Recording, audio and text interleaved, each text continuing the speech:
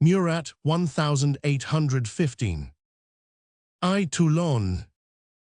On the 18th June, 1815, at the very moment when the destiny of Europe was being decided at Waterloo, a man dressed like a beggar was silently following the road from Toulon to Marseille. Arrived at the entrance of the gorge of Alliaules, he halted on a little eminence from which he could see all the surrounding country.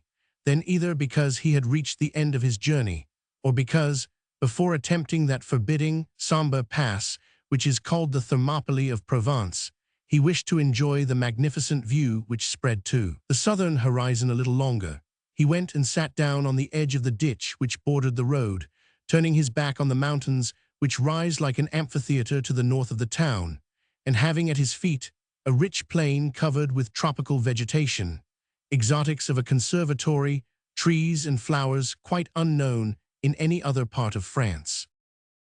Beyond this plain, glittering in the last rays of the sun, pale and motionless as a mirror lay the sea, and on the surface of the water glided one brig of war, which, taking advantage of a fresh land breeze, had all sails spread, and was bowling along rapidly, making for Italian seas. The beggar followed it eagerly with his eyes, until it disappeared between the Cape of Jean and the first of the islands of Hyères.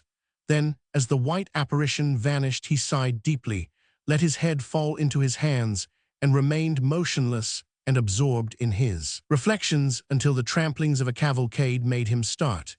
He looked up, shook back his long black hair, as if he wished to get rid of the gloomy thoughts which were overwhelming him, and looking at the entrance to the gorge from whence the noise came, he soon saw two riders appear, who were no doubt well known to him, for, drawing himself up to his full height, he let fall the stick he was carrying, and folding his arms, he turned towards them. On their side, the newcomers had hardly seen him before they halted, and the foremost dismounted, threw his bridle to his companion, and uncovering, though 50 paces from the man in rags, advanced respectfully towards him. The beggar allowed him to approach with an air of sombre dignity and without a single movement. Then, when he was quite near, "Well, Marshal, have you news for me?" said the beggar. "Yes, sire," said the other sadly. "And what are they?" "Such that I could wish it were anyone but myself to announce them to your majesty. So the emperor refuses my services. He forgets the victories of Aboukir, Eylau, and Moscow." "No, sire, but he remembers the Treaty of Naples, the taking of Reggio, and the declaration of war of the Viceroy of Italy." The beggar struck his forehead. "Yes, yes, I dare say he thinks I deserve his reproaches, and yet it seems to me that he ought to remember that there are two men in me, the soldier whom he made his brother, and the brother whom he made a king. Yes, as brother I have treated him ill, very ill, but as king, upon my soul, I could not have acted differently. I had to choose between my sword and my crown, and between a regiment and a people. Listen, Brune, you do not know how it all happened. There was an English fleet, the guns of which were growling in the port. There was a Neapolitan population howling in the streets. If I had been alone, I would have passed through the fleet with one boat, through the crowd with my sword alone, but I had a wife and children. Yet I hesitated. The idea of being called traitor and deserter caused me to shed more tears than the loss of my throne, or perhaps the death of those I love best, will ever wring from me. And so he will have nothing more to do with me. He refuses me as general, captain, private. Then what is left for me to do? Sire, your majesty must leave France immediately. And if I don't obey? My orders are to arrest you and deliver you up to a court-martial. Old comrade, you will not do that. I shall do it, praying God to strike me dead in the moment I lay hands on you. That's you all over, Brune. You have been able to remain a good, loyal fellow. He did not give you a kingdom. He did not encircle your brow with a band of iron, which men call a crown, and which drives one mad. He did not place you between your conscience and your family. So I must leave France, begin my vagabond life again, and say farewell to Toulon, which recalls so many memories to me. See, Brune, continued Murat, leaning on the arm of the marshal, are not the pines yonder as fine as any at the Villa Pamphili, the palms as imposing as any at Cairo, the mountains as grand as any range in the Tyrol. Look to your left, is not Cape Jean something like Castellamare and Sorrento, leaving out Vesuvius? And see, Saint Mandria at the farthest point of the gulf, is it not like my rock of Capri, which Lamarck juggled away so cleverly from that idiot of a Sir Hudson Lowe? My God, and I must leave all this. Is there no way of remaining on this little corner of French ground? Tell me, Brune. You'll break my heart, sire, answered the marshal. Well, we'll say no more about it. What news? The emperor has left Paris to join the army. They must be fighting now. Fighting now, and I not there.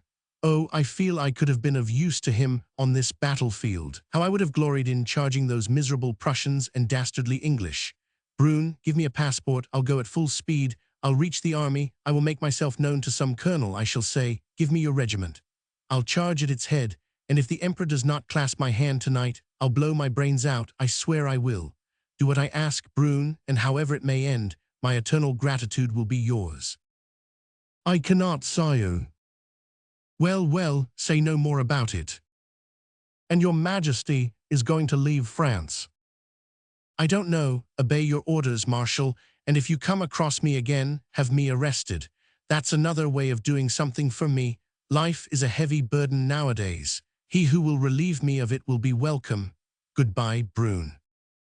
He held out his hand to the Marshal, who tried to kiss it, but Murat opened his arms. The two old comrades held each other fast for a moment, with swelling hearts and eyes full of tears. Then at last they parted. Brune remounted his horse, Murat picked up his stick again, and the two men went away in opposite directions, one to meet his death by assassination at Avignon, the other to be shot at Pizzo. Meanwhile, like Richard Roman III, Napoleon was bartering his crown against a horse at Waterloo. After the interview that has just been related, Murat took refuge with his nephew, who was called Bonnefou, and who was captain of a frigate, but this retreat could only be temporary, for the relationship would inevitably awake the suspicions of the authorities. In consequence, Bonnefou set about finding a more secret place of refuge for his uncle. He hit on one of his friends, an avocat, a man famed for his integrity, and that very evening Bonnefou went to see him.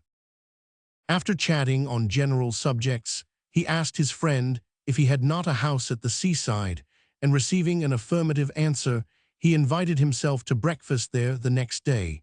The proposal, naturally enough, was agreed to with pleasure. The next day at the appointed hour Bonnefou arrived at Bonnet, which was the name of the country house where M. Marouin's wife and daughter were staying. M. Marouin himself was kept by his work at Toulon. After the ordinary greetings, Bonnefou stepped to the window, beckoning to Marouin to rejoin him. I thought, he said uneasily, that your house was by the sea. We are hardly 10 minutes' walk from it. But it is not in sight. That hill prevents you from seeing it. May we go for a stroll on the beach before breakfast is served? By all means. Well, your horse is still saddled. I will order mine. I will come back for you. Marouin went out. Bonnefou remained at the window, absorbed in his thoughts. The ladies of the house, occupied in preparations for the meal, did not observe, or did not appear to observe, his preoccupation. In 5 minutes Marouin came back. He was ready to start. The avocat and his friend mounted their horses and rode quickly down to the sea. On the beach the captain slackened his pace, and riding along the shore for about half an hour, he seemed to be examining the bearings of the coast with great attention. Marouin followed without inquiring into his investigations, which seemed natural enough for a naval officer. After about an hour, the two men went back to the house. Marouin wished to have the horses unsaddled, but Bonnefou objected, saying that he must go back to Toulon immediately after lunch. Indeed, the coffee was hardly finished before he rose and took leave of his hosts. Marouin, called back to town by his work, mounted his horse too, and the two friends rode back to Toulon together. After riding along for 10 minutes, Bonnefou went close to his companion and touched him on the thigh. Marouin, he said, I have an important secret to confide to you. Speak, Captain. After a father confessor, you know there is no one so discreet as a notary, and after a notary, an avocat. You can quite understand that I did not come to your country house just for the pleasure of the ride. A more important object, a serious responsibility, preoccupied me.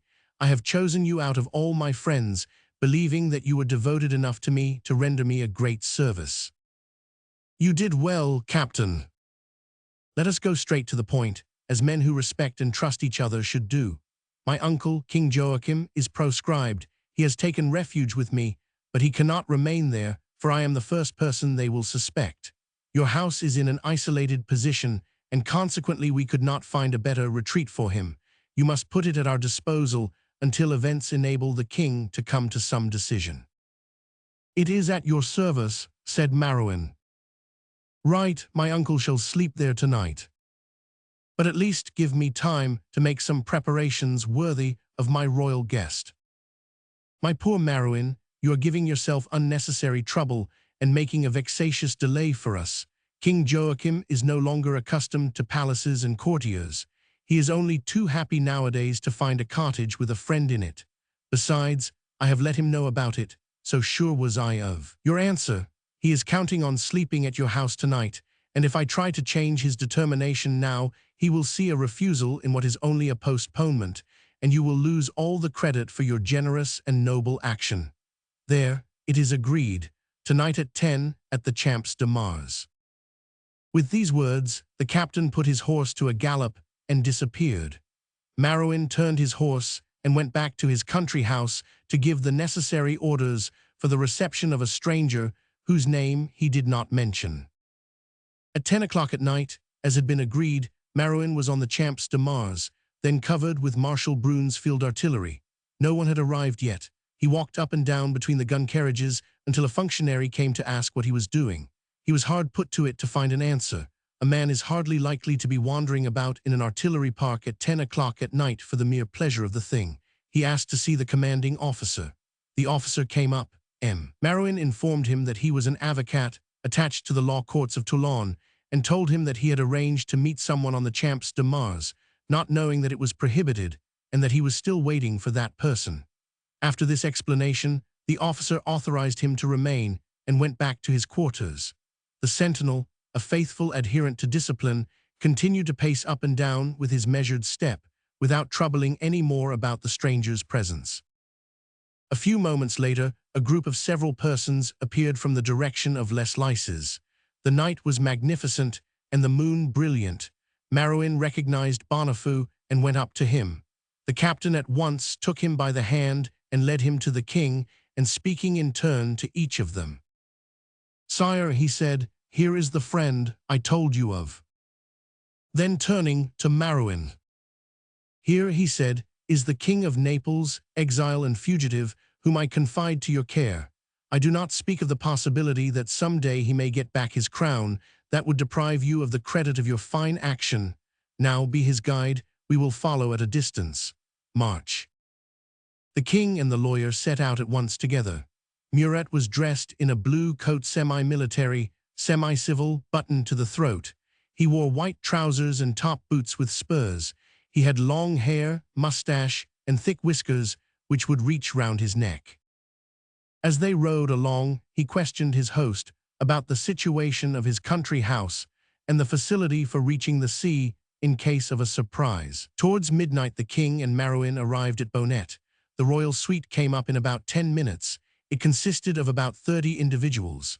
After partaking of some light refreshment, this little troop, the last of the court of the deposed king, retired to disperse in the town and its environs, and Murat remained alone with the women, only keeping one valet named Leblanc. Murat stayed nearly a month in this retirement, spending all his time in answering the newspapers which accused him of treason to the emperor. This accusation was his absorbing idea, a phantom, a specter to him. Day and night he tried to shake it off, seeking in the difficult position in which he had found himself all the reasons which it might offer him for acting as he had acted. Meanwhile, the terrible news of the defeat at Waterloo had spread abroad. The emperor who had exiled him was an exile himself, and he was waiting at Rochefort, like Murat at Toulon, to hear what his enemies would decide against him.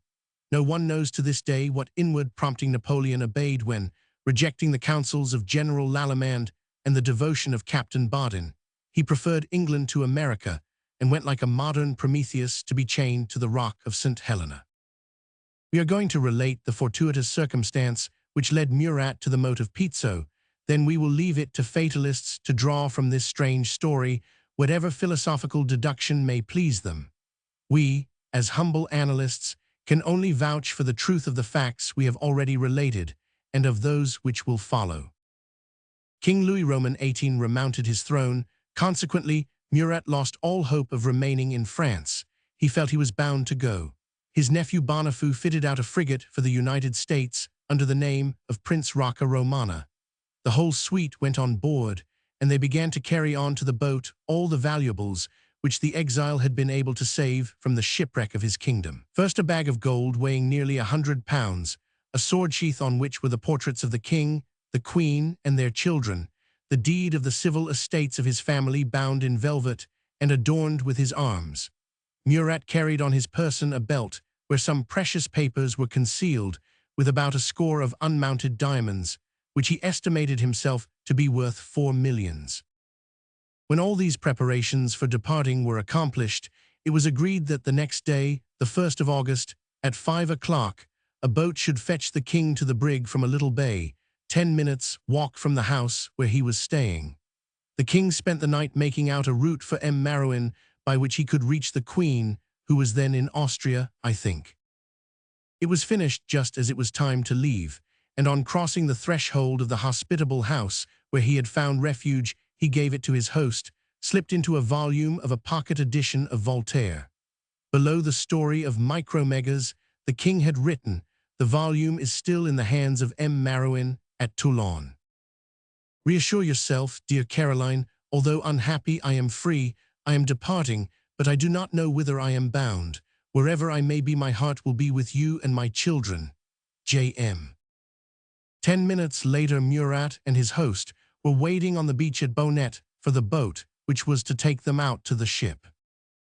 They waited until midday, and nothing appeared, and yet on the horizon they could see the brig which was to be his refuge, unable to lie at anchor on account of the depth of water, sailing along the coast at the risk of giving the alarm to the sentinels. At midday the king, worn out with fatigue and the heat of the sun, was lying on the beach when a servant arrived, bringing various refreshments, which Madame Marouin, being very uneasy, had sent at all hazards to her husband. The king took a glass of wine and water and ate an orange, and got up for a moment to see whether the boat he was expecting was nowhere visible on the vastness of the sea. There was not a boat in sight, only the brig tossing gracefully on the horizon, impatient to be off, like a horse awaiting its master. The king sighed and lay down again on the sand. The servant went back to Bonnet with a message summoning Marouin's brother to the beach. He arrived in a few minutes, and almost immediately afterwards galloped off at full speed to Toulon in order to find out from Boniface why the boat had not been sent to the king. On reaching the captain's house, he found it occupied by an armed force. They were making a search for Murat. The messenger at last made his way through the tumult to the person he was in search of, and he heard that the boat had started at the appointed time, and that it must have gone astray in the creeks of St. Louis and St. Marguerite. This was, in fact, exactly what had happened. By 5 o'clock Marouin had reported the news to his brother and the king. It was bad news. The king had no courage left to defend his life even by flight. He was in a state of prostration which sometimes overwhelms the strongest of men, incapable of making any plan for his own safety, and leaving Marouin to do the best he could. Just then a fisherman was coming into harbor singing. Marouin beckoned to him, and he came up. Marouin began by buying all the man's fish. Then, when he had paid him with a few coins, he let some gold glitter before his eyes, and offered him 3 louis if he would take a passenger to the brig, which was lying off the Croix des Cygnocs. The fisherman agreed to do it. This chance of escape gave back Murat all his strength. He got up, embraced Marouin, and begged him to go to the queen with the volume of Voltaire. Then he sprang into the boat, which instantly left the shore. It was already some distance from the land when the king stopped the man who was rowing and signed to Marouin that he had forgotten something. On the beach lay a bag into which Murat had put a magnificent pair of pistols mounted with silver gilt, which the queen had given him, and which he set great store on.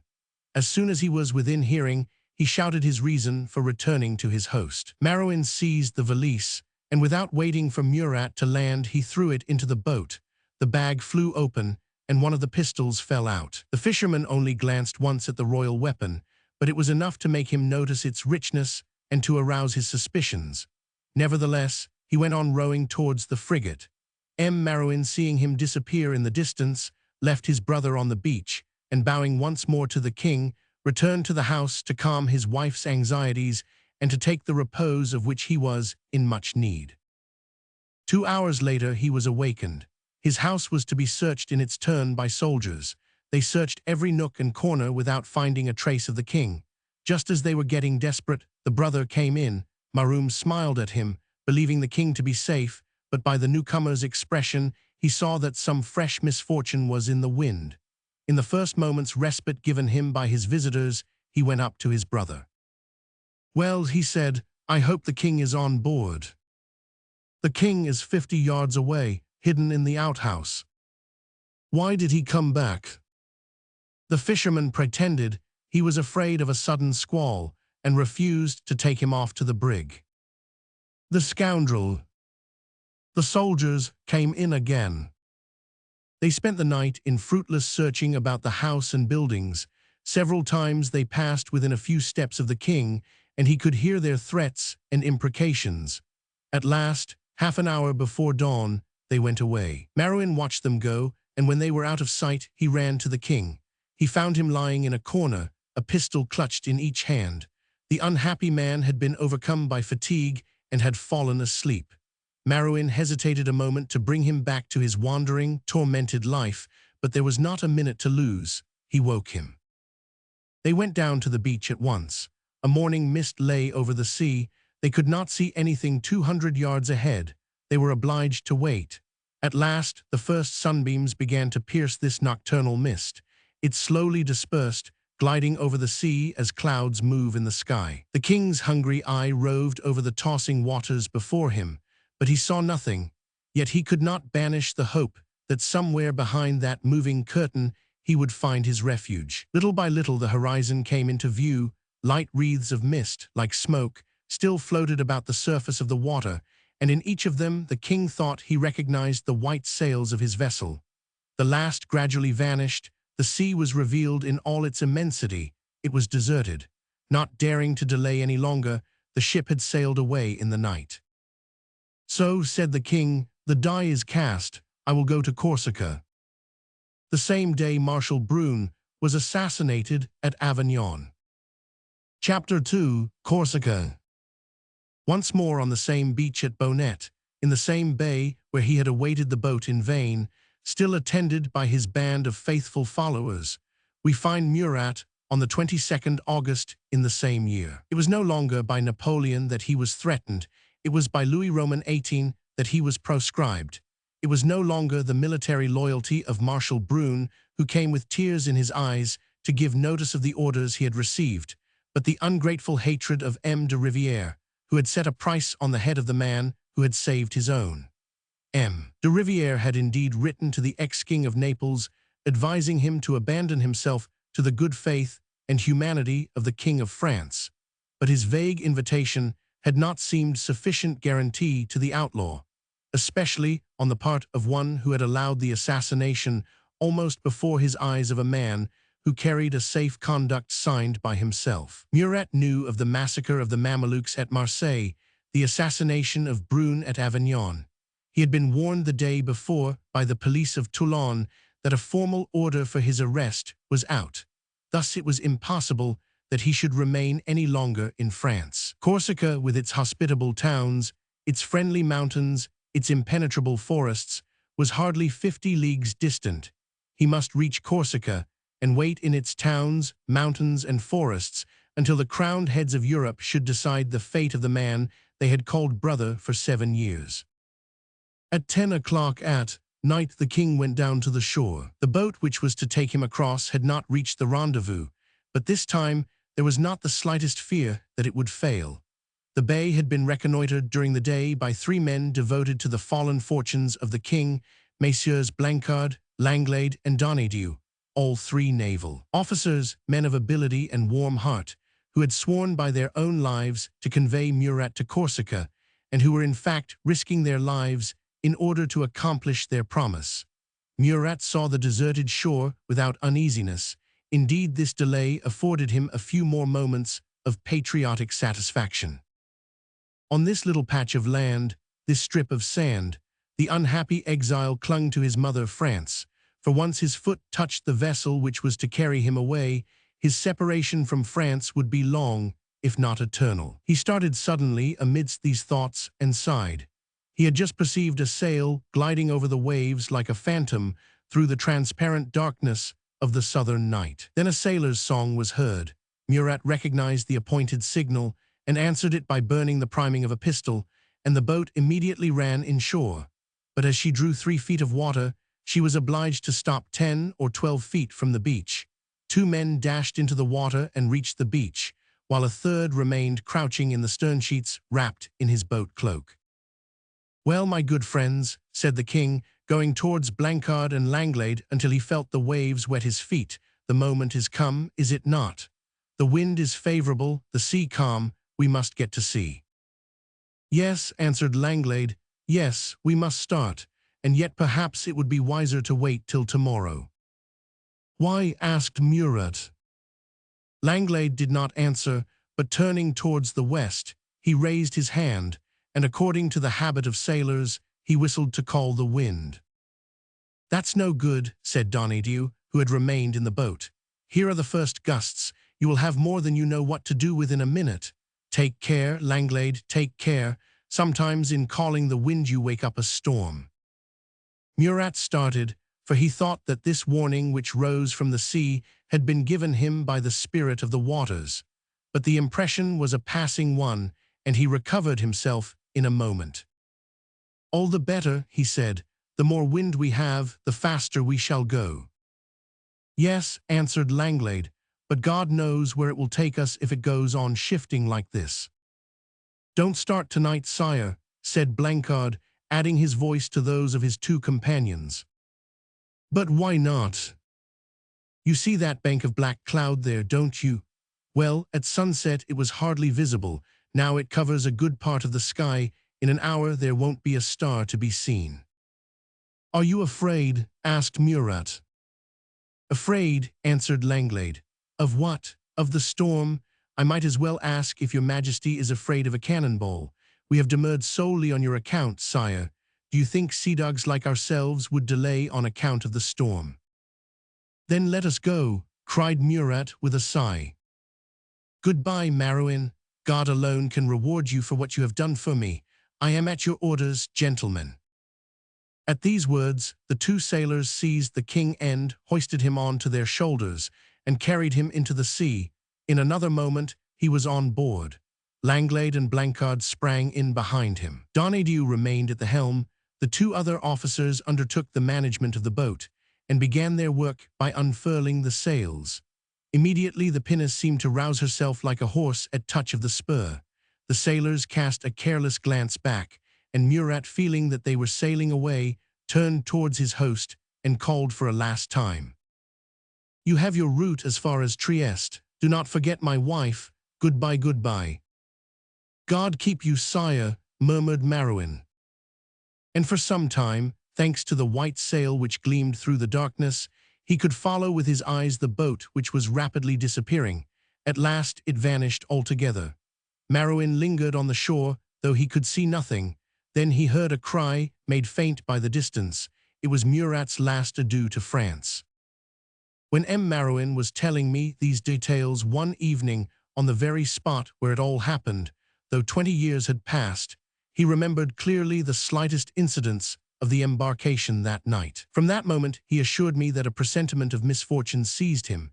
He could not tear himself away from the shore, and several times he longed to call the king back, but like a man in a dream, he opened his mouth without being able to utter a sound. He was afraid of being thought foolish, and it was not until 1 o'clock, that is, 2.5 hours after the departure of the boat, that he went home with a sad and heavy heart. The adventurous navigators had taken the course from Toulon to Bastia, and at first it seemed to the king that the sailors' predictions were belied. The wind, instead of getting up, fell little by little, and 2 hours after the departure, the boat was rocking without moving forward or backward on the waves, which were sinking from moment to moment. Murat sadly watched the phosphorescent furrow trailing behind the little boat. He had nerved himself to face a storm, but not a dead calm, and without even interrogating his companions, of whose uneasiness he took no account, he lay down in the boat, wrapped in his cloak, closing his eyes as if he were asleep, and following the flow of his thoughts, which were far more tumultuous than that of the waters. Soon the 2 sailors, thinking him asleep, joined the pilot, and sitting down beside the helm, they began to consult together. "You were wrong, Langlade," said Donadieu, "in choosing a craft like this, which is either too small or else too big. In an open boat we can never weather a storm, and without oars we can never make any way in a calm. 'Fore God, I had no choice. I was obliged to take what I could get, and if it had not been the season for tunny fishing, I might not even have got this wretched pinnace, or rather, I should have had to go into the harbor to find it, and they keep such a sharp lookout that I might well have gone in without coming out again." "At least it is seaworthy," said Blancard. "Pardieu, you know what nails and planks are when they have been soaked in sea-water for 10 years.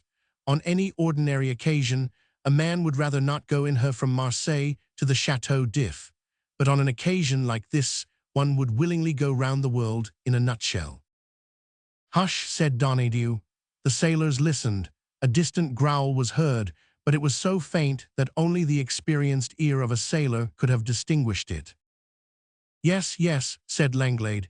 "It is a warning for those who have legs or wings to regain the homes and nests that they ought never to have left." "Are we far from the islands?" asked Donadieu quickly. "About a mile off." "Steer for them." "What for?" asked Murat, looking up. "To put in there, sire, if we can." "No, no," cried Murat. "I will not land except in Corsica. I will not leave France again.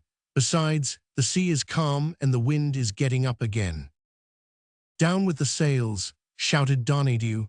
Instantly Langlade and Blancard jumped forward to carry out the order. The sails slid down the mast and fell in a heap in the bottom of the boat. "What are you doing?" cried Murat. "Do you forget that I am king and that I command you?" "Sire," said Donadieu, "there is a king more powerful than you God. There is a voice which drowns yours, the voice of the tempest. Let us save your majesty if possible, and demand nothing more of us." Just then a flash of lightning quivered along the horizon. A clap of thunder nearer than the first one was heard. A light foam appeared on the surface of the water, and the boat trembled like a living thing. Murat began to understand that danger was approaching. Then he got up smiling, threw his hat behind him, shook back his long hair, and breathed in the storm like the smell of powder. The soldier was ready for the battle. "Sire," said Donadieu, "you have seen many a battle, but perhaps you have never watched a storm. If you are curious about it, cling to the mast, for you have a fine opportunity now." "What ought I to do?" said Murat. "Can I not help you in any way?" "No, not just now, sire. Later you will be useful at the pumps." During this dialogue, the storm had drawn near. It rushed on the travelers like a war horse, breathing out fire and wind through its nostrils, neighing like thunder, and scattering the foam of the waves beneath its feet. Donadieu turned the rudder. The boat yielded as if it understood the necessity for prompt obedience, and presented the poop to the shock of wind.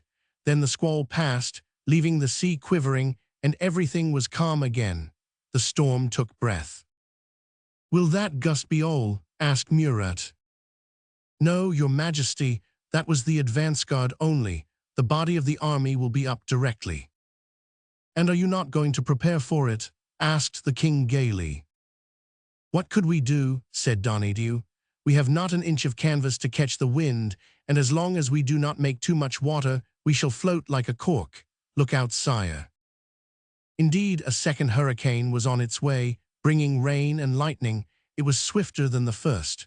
Donadieu endeavored to repeat the same maneuver, but he could not turn before the wind struck the boat. The mast bent like a reed. The boat shipped a wave.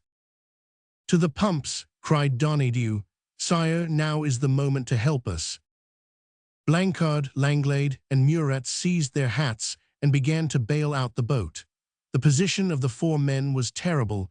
It lasted 3 hours. At dawn the wind fell, but the sea was still high. They began to feel the need of food. All the provisions had been spoiled by seawater, only the wine had been preserved from its contact. The king took a bottle and swallowed a little wine first, then he passed it to his companions, who drank in their turn. Necessity had overcome etiquette. By chance Langlade had on him a few chocolates, which he offered to the king. Murat divided them into 4 equal parts and forced his companions to take their shares. Then, when the meal was over, they steered for Corsica, but the boat had suffered so much that it was improbable that it would reach Bastia.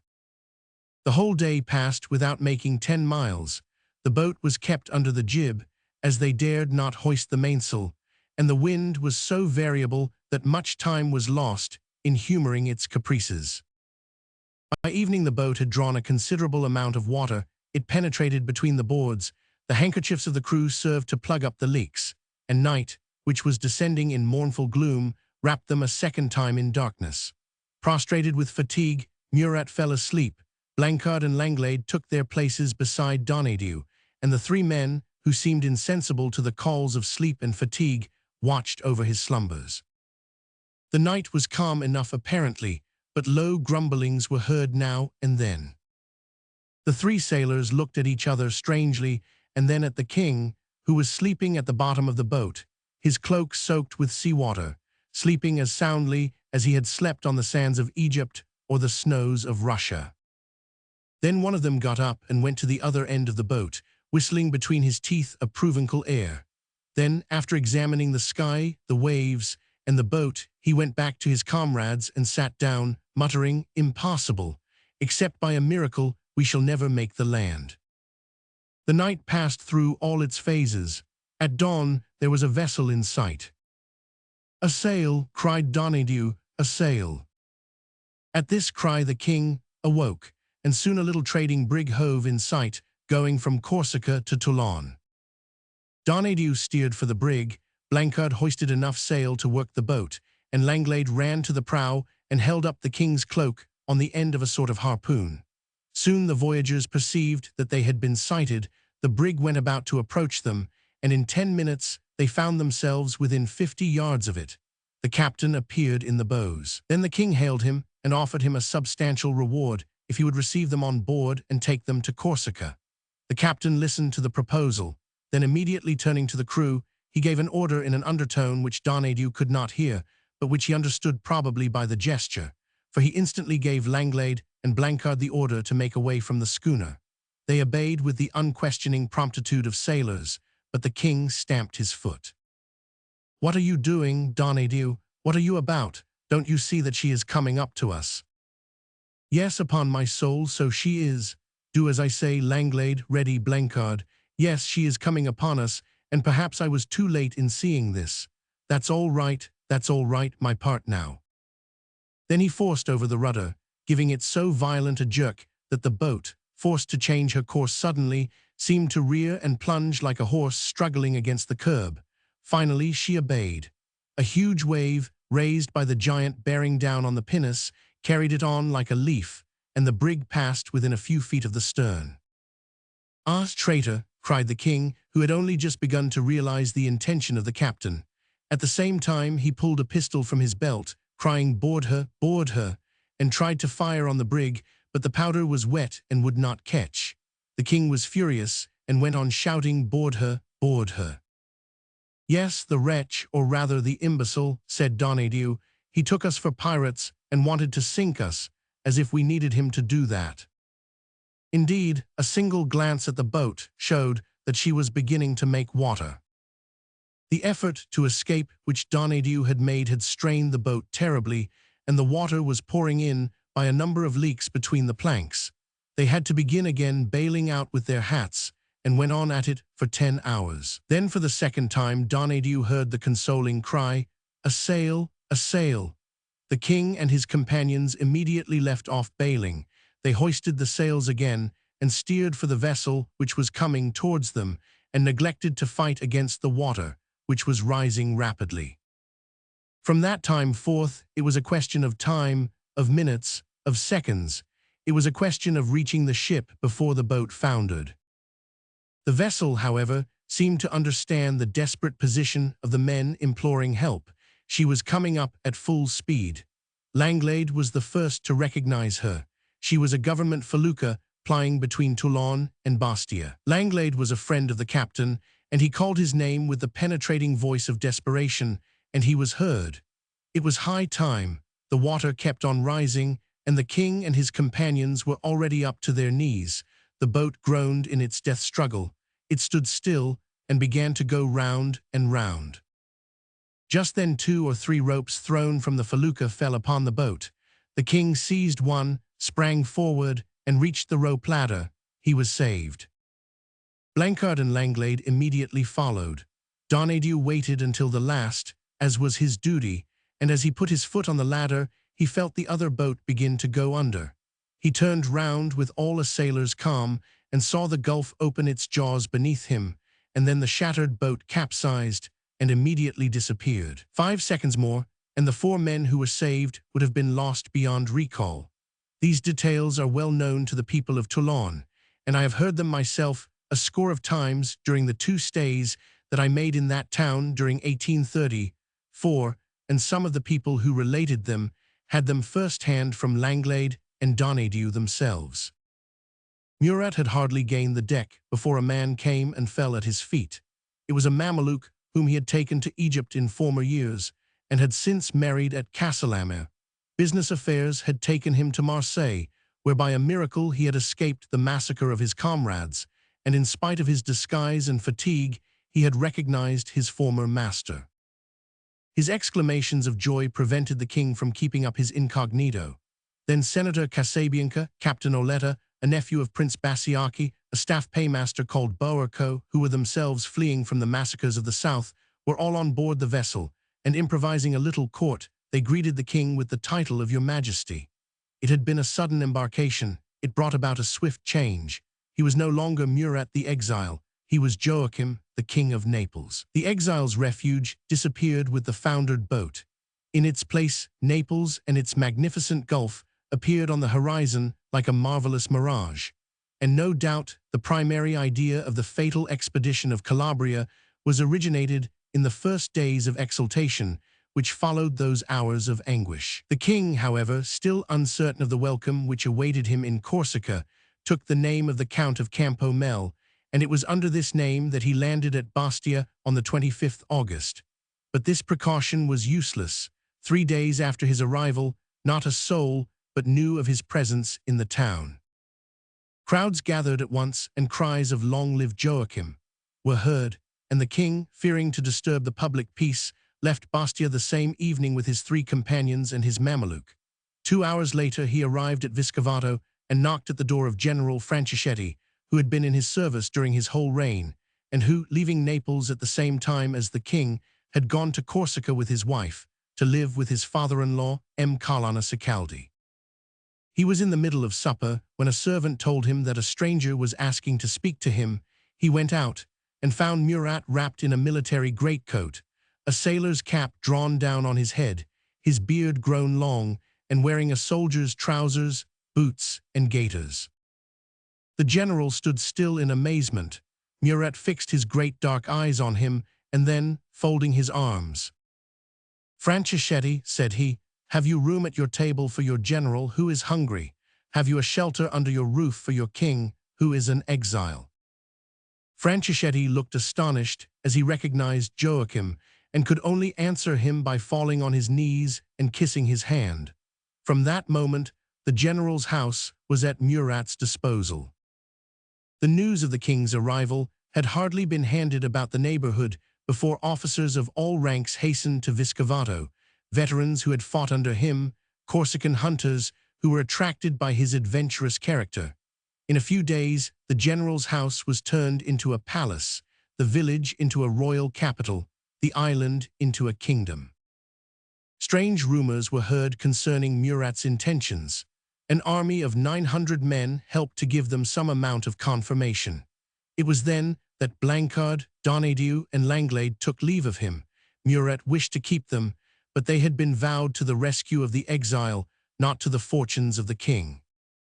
We have related how Murat had met one of his former Mamelukes, a man called Othello, on board the Bastia mailboat. Othello had followed him to Vescovato, and the ex-king of Naples considered how to make use of him. Family relations recalled him naturally to Castellamare, and Murat ordered him to return there, entrusting to him letters for persons on whose devotion he could depend. Othello started and reached his father-in-law safely and thought he could confide in him, but the latter was horror-struck and alarmed the police, who made a descent on Othello one night and seized the letters.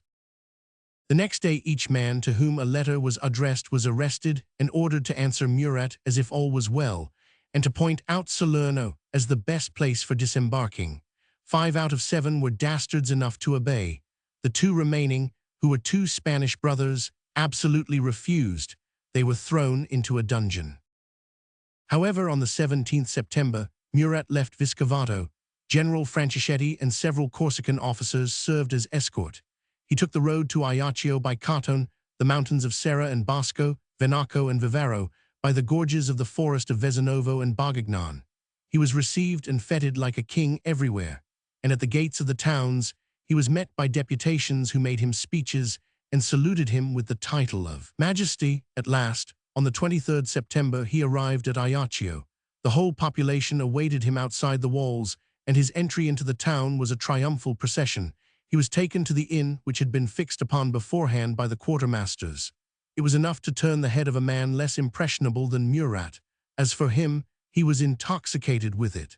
As he went into the inn, he held out his hand to Franceschetti. "You see," he said, "what the Neapolitans will do for me by the way the Corsicans receive me." It was the first mention which had escaped him of his plans for the future, and from that very day he began to give orders for his departure.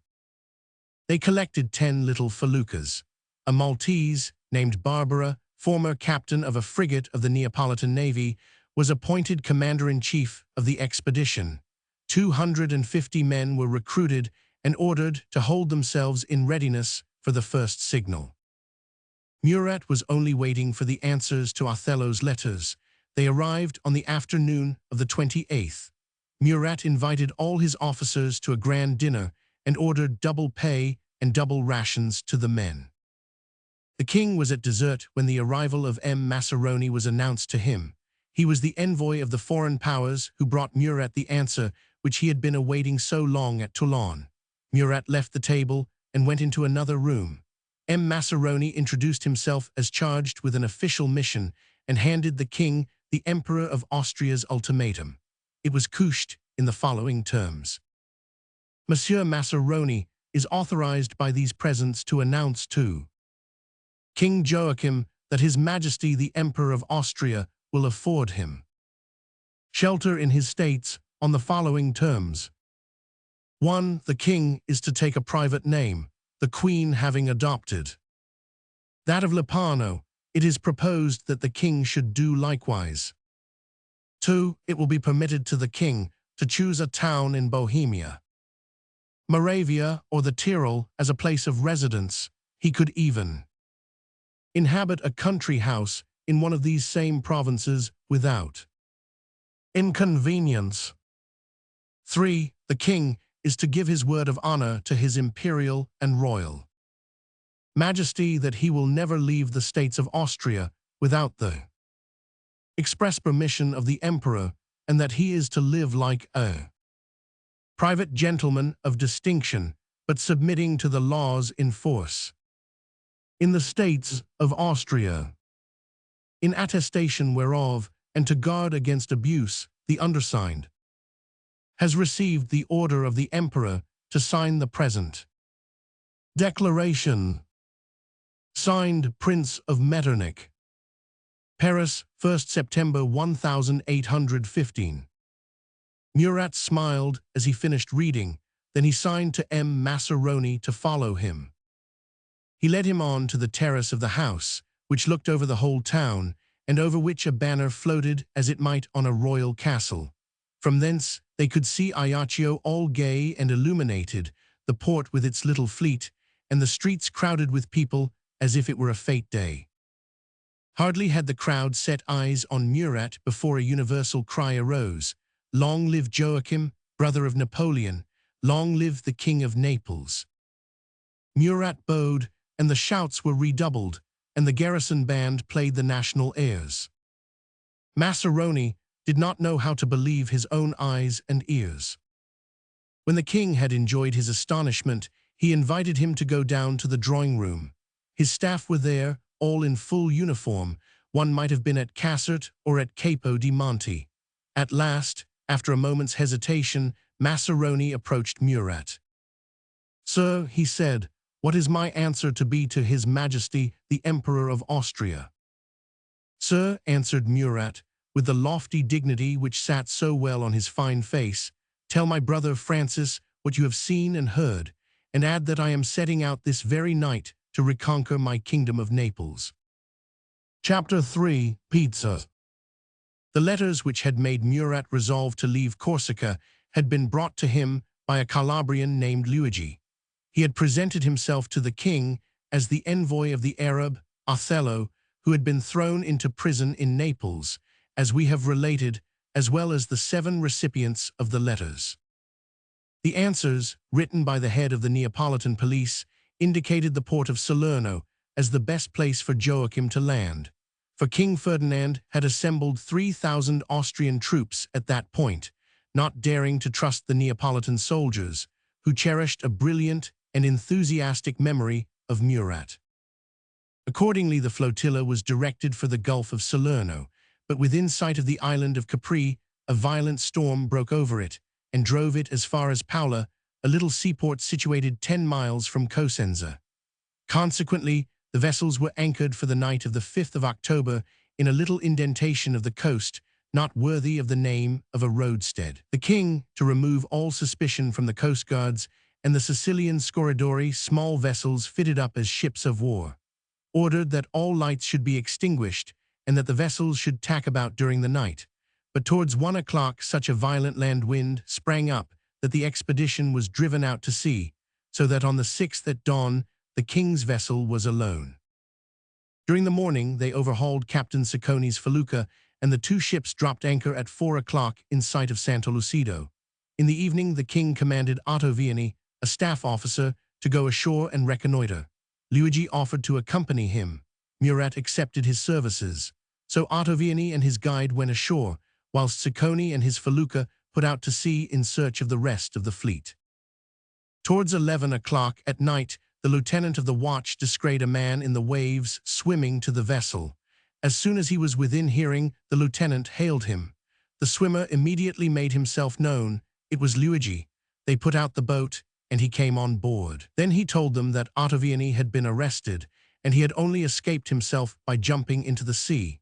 Murat's first idea was to go to the rescue of Ottaviani, but Luigi made the king realize the danger and uselessness of such an attempt.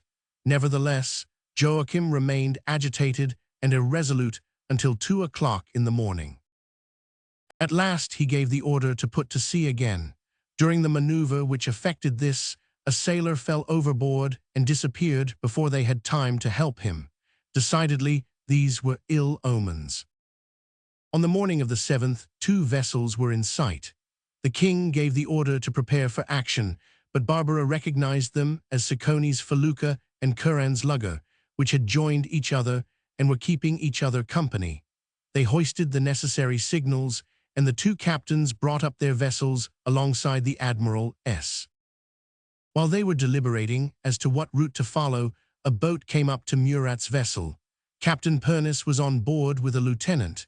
They came to ask the king's permission to board his ship, not wishing to remain on Curran's, for in their opinion he was a traitor.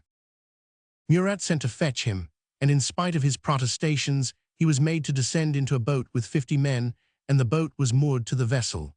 The order was carried out at once, and the little squadron advanced, coasting along the shores of Calabria without losing sight of them. But at 10 o'clock in the evening, just as they came abreast of the Gulf of Santa Eufemia, Captain Curran cut the rope which moored his boat to the vessel and rowed away from the fleet. Murat had thrown himself onto his bed without undressing. They brought him the news.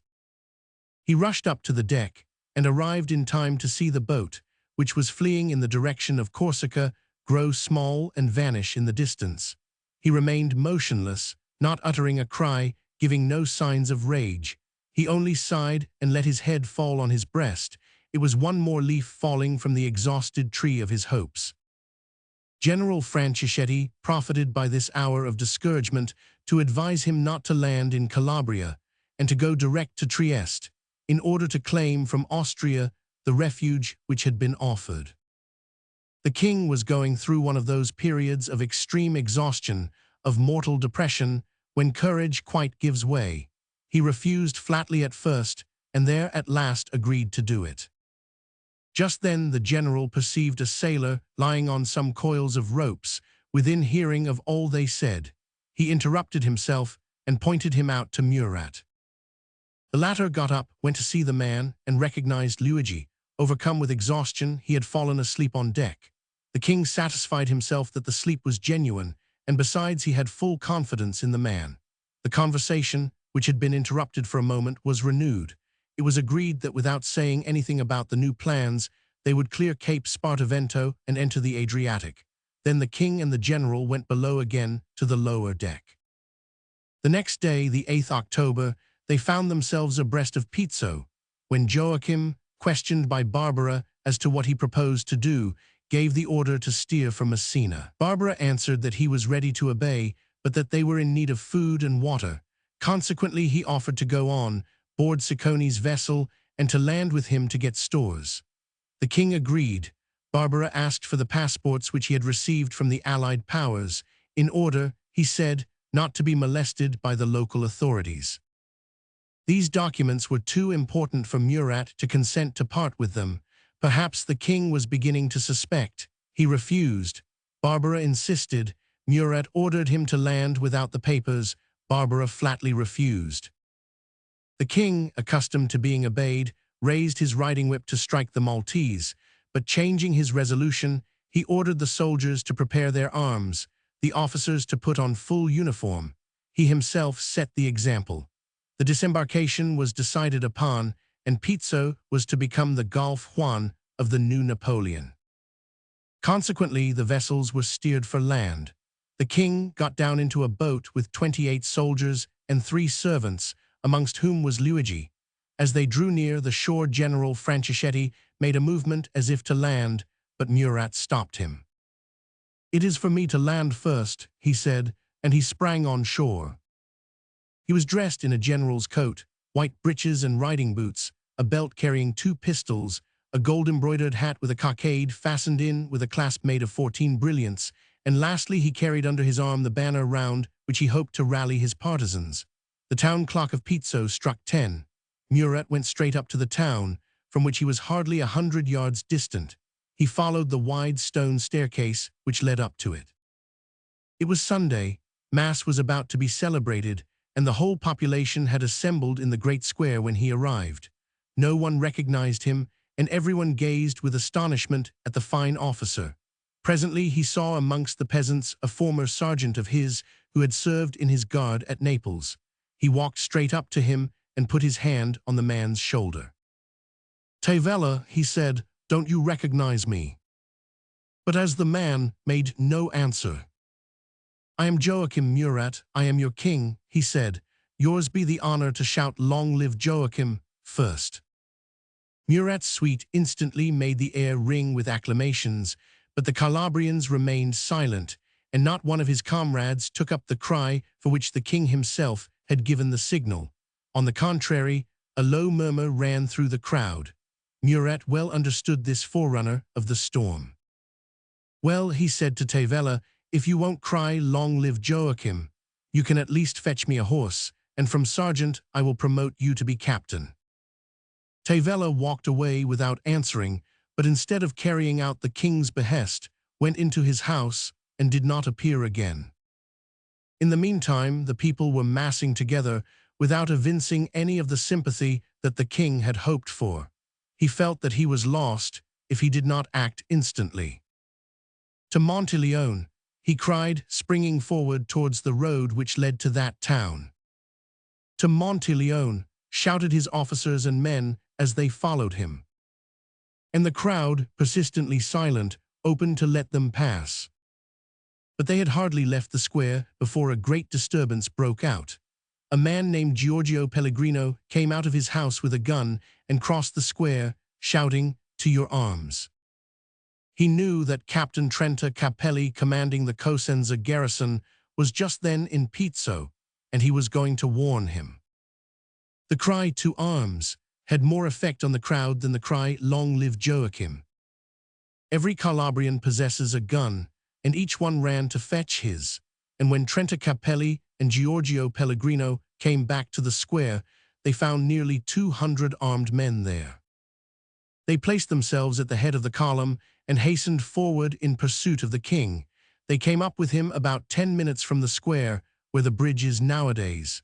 Seeing them, Murat stopped and waited for them. Trenta Capelli advanced, sword in hand, towards the king. "Sir," said the latter, "will you exchange your captain's epaulets for a general's, cry 'Long live Joachim,' and follow me with these brave fellows to Monteleone?" "Sire," said Trenta Capelli, "we are the faithful subjects of King Ferdinand, and we come to fight you and not to bear you company. Give yourself up if you would prevent bloodshed." Murat looked at the captain with an expression which it would be impossible to describe. Then, without deigning to answer, he signed to Cagelli to move away, while his other hand went to his pistol. Giorgio Pellegrino perceived the movement. "Down, captain, down," he cried. The captain obeyed. Immediately a bullet whistled over his head and brushed Murat's head. "Fire," commanded Franceschetti. "Down with your arms," cried Murat. Waving his handkerchief in his right hand, he made a step towards the peasants, but at the same moment a number of shots were fired, an officer and 2 or 3 men fell. In a case like this, when blood has begun to flow, there is no stopping it. Murat knew this fatal truth, and his course of action was rapidly decided on. Before him he had 500 armed men, and behind him a precipice 30 feet high.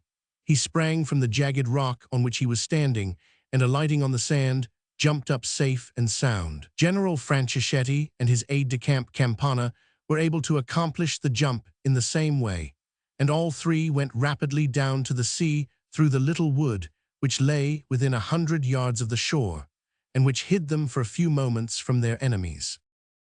As they came out of the wood, a fresh discharge greeted them, bullets whistled round them, but no one was hit, and the 3 fugitives went on down to the beach.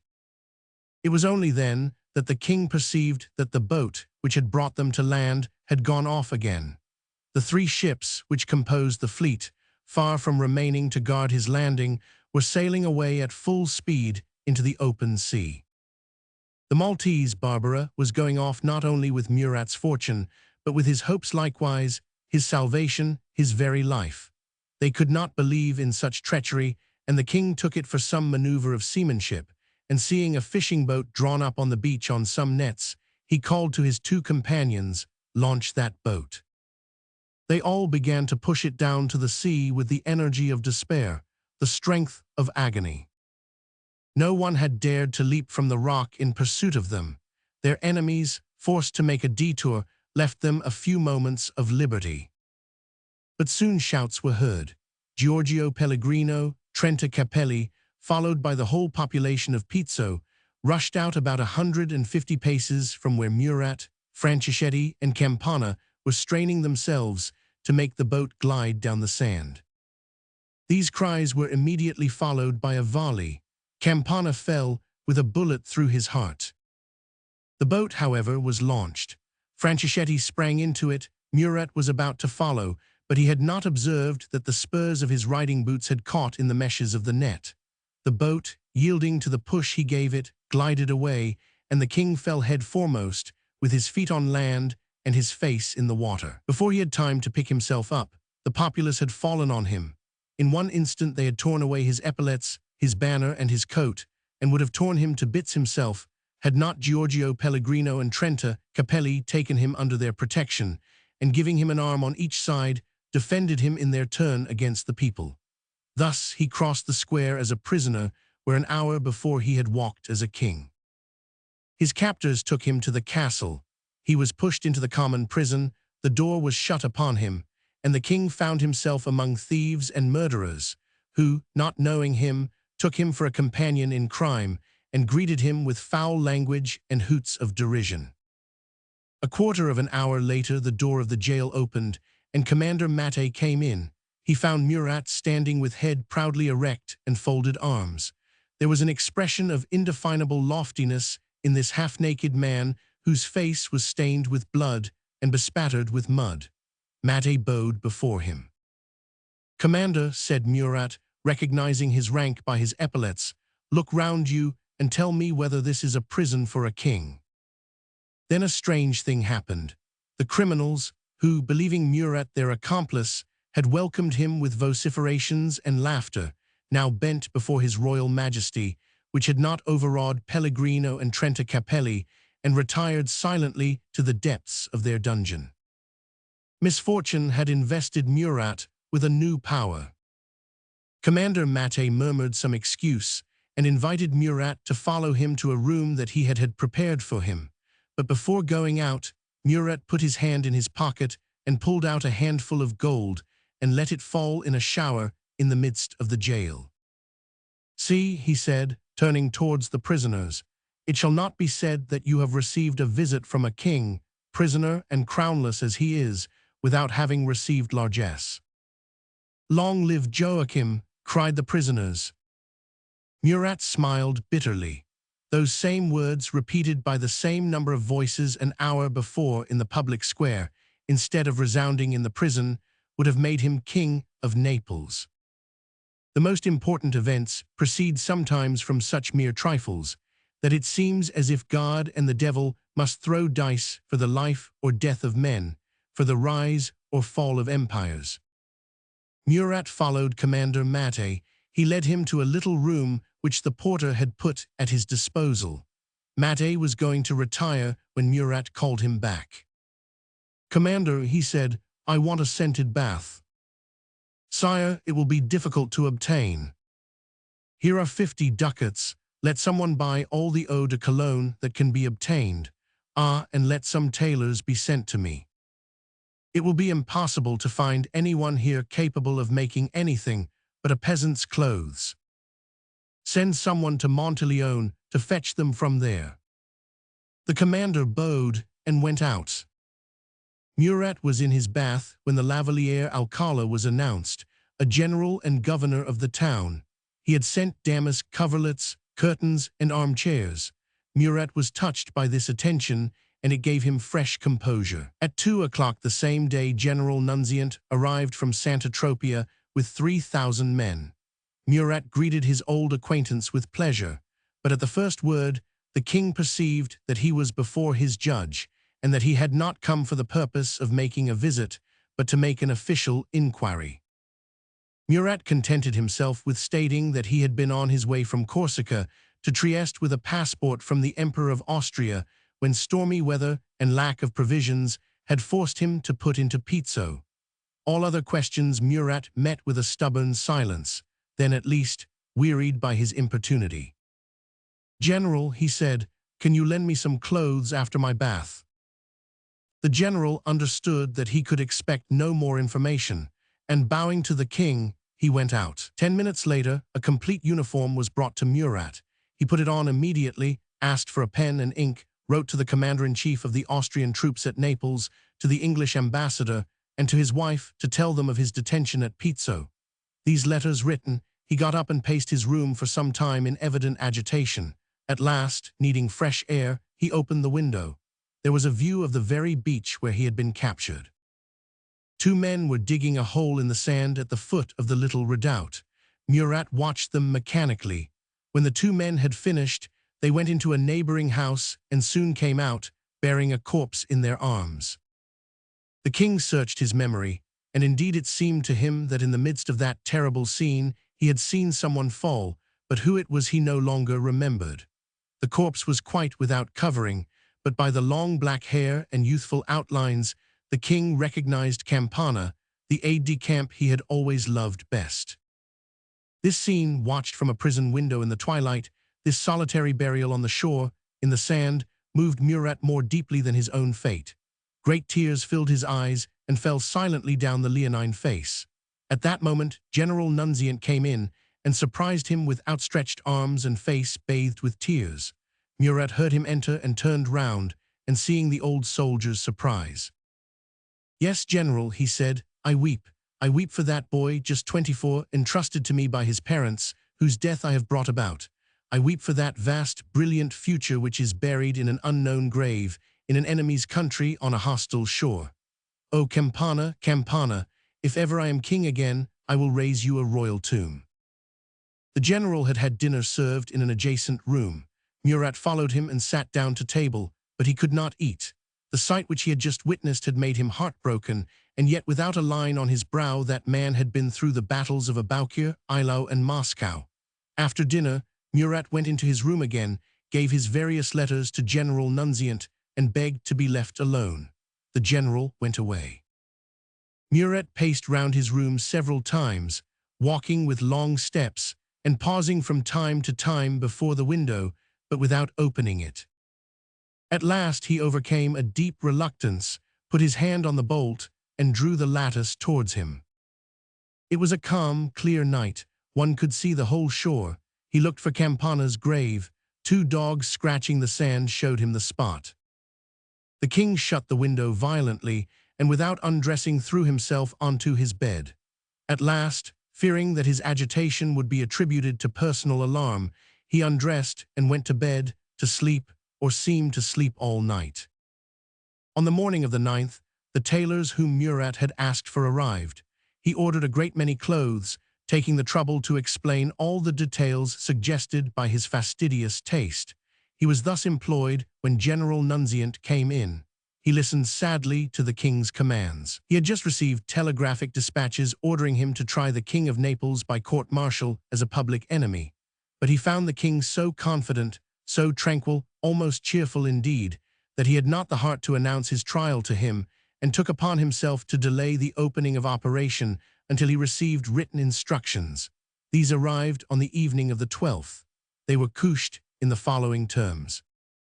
Naples, October 9, 1815. Ferdinand, by the grace of God, etc., wills and decrees. The following. Art 1. General Murat is to be tried by court-martial, the members whereof are to be nominated by our Minister of War. Art 2. Only half an hour is to be accorded to the condemned for the exercises of religion. Signed, Ferdinand. Another dispatch from the minister contained the names of the members of the commission. They were Giuseppe Fosculo, Adjutant, Commander-in-Chief of the Staff, President. Raffaello Scafaro, Chief of the Legion of Lower Calabria. Latereo Natali, Lieutenant Colonel of the Royal Marines. Gennaro Lanzetta, Lieutenant Colonel of the Engineers. Captain of Artillery. François de Venge, ditto. Francesco Martellari, Lieutenant of Artillery. Francesco Froio, Lieutenant in the 3rd Regiment of the Line. Giovanni Delta Camera, Public Prosecutor to the Criminal Courts of Lower Calabria. Francesco Papavasi, Registrar. The commission assembled that night. On the 13th October, at 6 o'clock in the morning, Captain Stratti came into the king's prison. He was sound asleep. Stratti was going away again when he stumbled against a chair. The noise awoke Murat. "What do you want with me, Captain?" asked the king. Stratti tried to speak, but his voice failed him. "Aha," said Murat, "you must have had news from Naples." "Yes, sire," muttered Stratti. "What are they?" said Murat. "Your trials, sire." "And by whose order will sentence be pronounced, if you please? Where will they find peers to judge me? If they consider me as a king, I must have a tribunal of kings. If I am a marshal of France, I must have a court of marshals. If I am a general, and that is the least I can be. I must have a jury of generals. Sire, you are declared a public enemy, and as such you are liable to be judged by court-martial. That is the law which you instituted yourself for rebels. That law was made for brigands, and not for crowned heads, sir, said Murat scornfully. I am ready, let them butcher me if they like. I did not think King Ferdinand capable of such an action. Sire, will you not hear the names of your judges? Yes, sir, I will. It must be a curious list. Read it, I am listening. Captain Stratti read out the names that we have enumerated. Murat listened with a disdainful smile. Ah, he said, as the captain finished, it seems that every precaution has been taken. How, sire? Yes, don't you know that all these men, with the exception of Francesco Froio, the reporter, owe their promotion to me? They will be afraid of being accused of sparing me out of gratitude, and save one voice, perhaps, the sentence will be unanimous. Sire, suppose you were to appear before the court to plead your own cause. Silence, sir, silence, said Murat. I could not officially recognize the judges you have named without tearing too many pages of history. Such tribunal is quite incompetent. I should be disgraced if I appeared before it. I know I could not save my life. Let me at least preserve my royal dignity. At this moment, Lieutenant Francesco Froio came in to interrogate the prisoner, asking his name, his age, and his nationality. Hearing these questions, Murat rose with an expression of sublime dignity. I am Joachim Napoleon, King of the Two Sicilies, he answered, and I order you to leave me. The registrar obeyed. Then Murat partially dressed himself and asked Stratti if he could write a farewell to his wife and children. The captain, no longer able to speak, answered by an affirmative sign. Then Joachim sat down to the table and wrote this letter. Dear Caroline of my heart, the fatal moment has come. I am to suffer the death penalty. In an hour you will be a widow, our children will be fatherless. Remember me, never forget my memory. I die innocent, my life is taken from me unjustly. Goodbye Achilles, goodbye Laetitia, goodbye Lucian, goodbye Louise. Show yourselves worthy of me. I leave you in a world and in a kingdom full of my enemies. Show yourselves superior to adversity, and remember never to think yourselves better than you are, remembering what you have been. Farewell, I bless you all, never curse my memory. Remember that the worst pang of my agony is in dying far from my children, far from my wife, without a friend to close my eyes. Farewell, my own Caroline. Farewell, my children. I send you my blessing, my most tender tears, my last kisses. Farewell, farewell. Never forget your unhappy father. Pizzo, October 13, 1815. We can guarantee the authenticity of this letter, having copied it ourselves at Pizzo, from the Lavalier Alcala's copy of the original. Then he cut off a lock of his hair and put it in his letter. Just then General Nunziant came in. Murat went to him and held out his hand. General, he said, you are a father, you are a husband. One day you will know what it is to part from your wife and sons. Swear to me that this letter shall be delivered. On my epaulets, said the general, wiping his eyes. Madame Murat never received this letter. Come, come, courage, General, said Murat. We are soldiers, we know how to face death. One favor, you will let me give the order to fire, will you not? The general signed acquiescence. Just then the registrar came in with the king's sentence in his hand. Murat guessed what it was. Read, sir, he said coldly, I am listening. The registrar obeyed. Murat was right. The sentence of death had been carried with only one dissentient voice. When the reading was finished, the king turned again to Nunziant. General, he said, believe that I distinguish in my mind the instrument which strikes me and the hand that wields that instrument. I should never have thought that Ferdinand would have had me shot like a dog. He does not hesitate apparently before such infamy. Very well, we will say no more about it. I have challenged my judges, but not my executioners. What time have you fixed for my execution? Will you fix it yourself, sir? Said the general. Murat pulled out a watch on which there was a portrait of his wife. By chance he turned up the portrait and not the face of the watch. He gazed at it tenderly. "See, General," he said, showing it to Nunziant. "It is a portrait of the Queen. You know her, is it not like her?" The general turned away his head. Murat sighed and put away the watch. "Well, sire," said the registrar, "what time have you fixed?" "Ah, yes," said Murat, smiling. "I forgot why I took out my watch when I saw Caroline's portrait." Then he looked at his watch again, but this time at its face. "Well, it shall be at 4 o'clock, if you like. It is past 3 o'clock. I ask for 50 minutes. Is that too much, sir?" The registrar bowed and went out. The general was about to follow him. "Shall I never see you again, Nunziant?" said Murat. "My orders are to be present at your death, sire, but I cannot do it." "Very well, General. I will dispense with your presence at the last moment, but I should like to say farewell once more and to embrace you." "I will be near, sire." "Thank you, now leave me alone." "Sire, there are 2 priests here." Murat made an impatient movement. "Will you receive them?" continued the general. "Yes, bring them in." The general went out. A moment later, 2 priests appeared in the doorway. One of them was called Francesco Pellegrino, uncle of the man who had caused the king's death. The other was Don Antonio Mastia. "What do you want here?" asked Murat. "We come to ask you if you are dying a Christian." "I am dying as a soldier. Leave me." Don Francesco Pellegrino retired. No doubt he felt ill at ease before Joachim, but Antonio Mastia remained at the door. "Did you not hear me?" asked the king. "Yes, indeed," answered the old man, "but permit me, sire, to hope that it was not your last word to me. It is not the first time that I see you or beg something of you. I have already had occasion to ask a favor of you." "What was that?"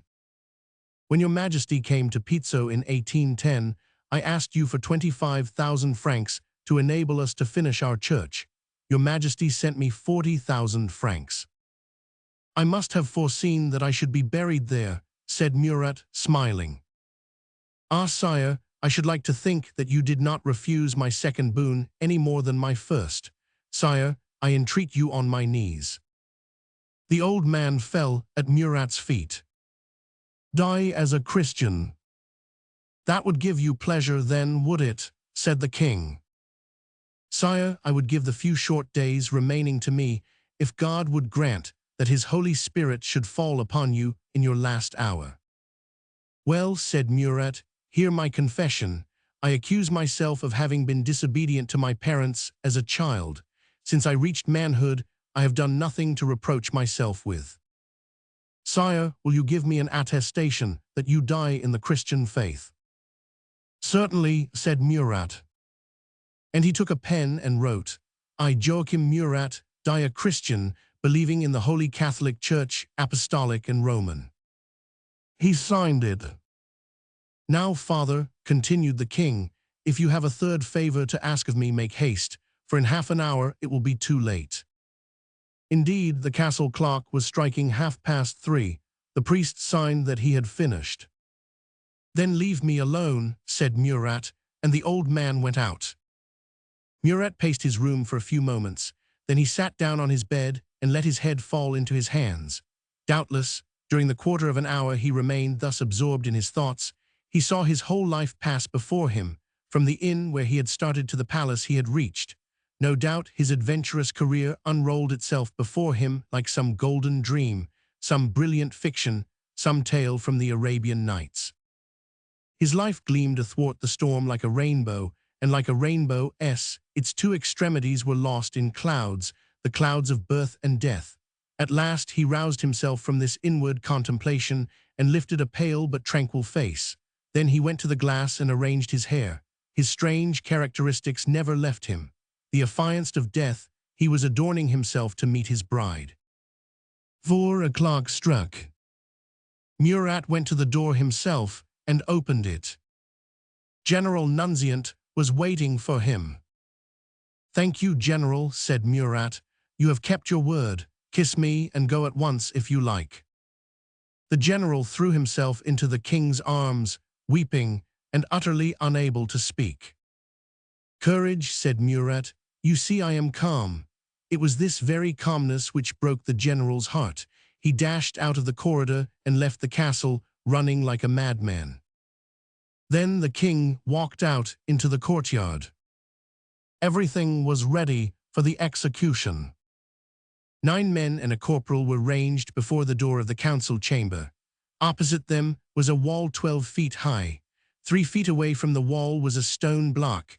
Murat mounted it, thus raising himself about a foot above the soldiers who were to execute him. Then he took out his watch. Madame Murat recovered this watch at the price of 200 louis, kissed his wife's portrait, and fixing his eyes on it, gave the order to fire. At the word of command, 5 out of the 9 men fired. Murat remained standing. The soldiers had been ashamed to fire on their king and had aimed over his head. That moment perhaps displayed most gloriously the lion-like courage which was Murat's special attribute. His face never changed. He did not move a muscle, only gazing at the soldiers with an expression of mingled bitterness and gratitude, he said, "Thank you, my friends. Since sooner or later you will be obliged to aim true, do not prolong my death agonies. All I ask you is to aim at the heart and spare the face. Now." With the same voice, the same calm, the same expression, he repeated the fatal words one after another, without lagging, without hastening, as if he were giving an accustomed command. But this time, happier than the first, at the word fire, he fell pierced by 8 bullets, without a sigh, without a movement, still holding the watch in his left hand. The soldiers took up the body and laid it on the bed where 10 minutes before he had been sitting, and the captain put a guard at the door. In the evening a man presented himself, asking to go into the death chamber. The sentinel refused to let him in, and he demanded an interview with the governor of the prison. Led before him, he produced an order. The commander read it with surprise and disgust, but after reading it, he led the man to the door where he had been refused entrance. "Pass the Signor Luigi," he said to the sentinel. 10 minutes had hardly elapsed before he came out again, holding a blood-stained handkerchief containing something to which the sentinel could not give a name. An hour later, the carpenter brought the coffin which was to contain the king's remains. The workman entered the room, but instantly called the sentinel in a voice of indescribable terror. The sentinel half opened the door to see what had caused the man's panic. The carpenter pointed to a headless corpse. At the death of King Ferdinand, that head, preserved in spirits of wine, was found in a secret cupboard in his bedroom. A week after the execution of Pizzo, everyone had received his reward. Trenta Capelli was made a colonel, General Nunziant a marquis, and Luigi died from the effects of poison.